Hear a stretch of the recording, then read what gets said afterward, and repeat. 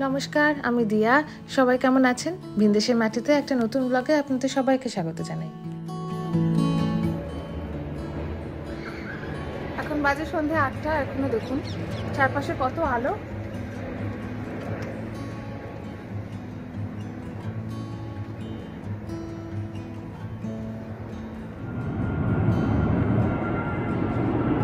এটা কোন এয়ারলাইনের এয়ারক্রাফট দেখতো? A380 এয়ারক্রাফটটা কোন এয়ারলাইনের? এটা এমিরেটস। ইয়েস, এটা হচ্ছে হ্যাঁ।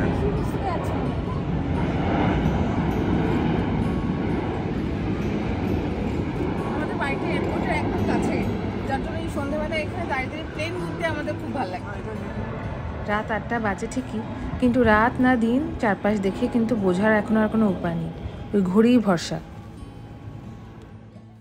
শীতকালগুলোতে তো বিকেল 4টের সময় চারপাশটা একদম অন্ধকার হয়ে যায়, কিন্তু গরমকালে যেহেতু দিনটা অনেক বড় হয়, তাই আমরা মাঝে মাঝেই রাত্রেবেলা ডিনারের পর একটু বাইরেটা হেঁটে আসি।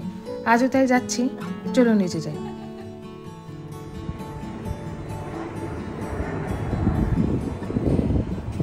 এখন বাজে রাত 9:30।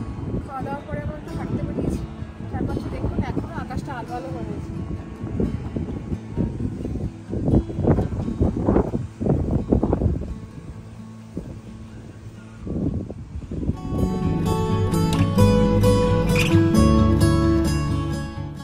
রাস্তায় আলোগুলো কিন্তু সব জ্বলে গেছে, দেখছেন তো? আসলে দিনের আলো যতই থাকুক না কেন, সময়ের নিয়ম মেনে এই স্ট্রিট লাইটগুলো কিন্তু ঠিক সময় মতো জ্বলে যায়।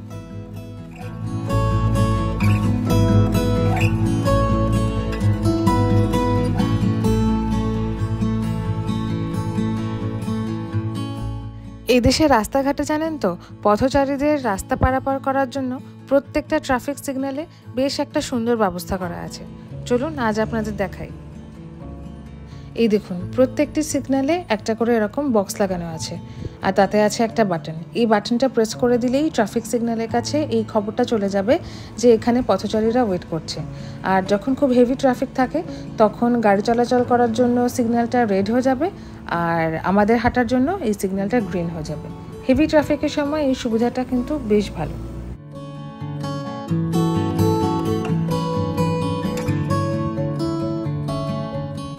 বেশ কিছুক্ষণ ধরে হাঁটাহাঁটি করেছি আমরা। এখন বেজে গেছে রাত 10টা, দিনের আলোটাও পড়ে গেছে।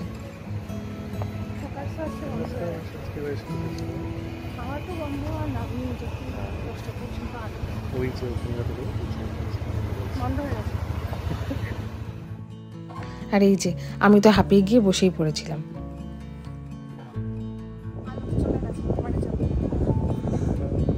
দিনের শেষে চারপাশটা একদম শান্ত হয়েছিল, আর খুব সুন্দর একটা হাওয়াও দিচ্ছিল।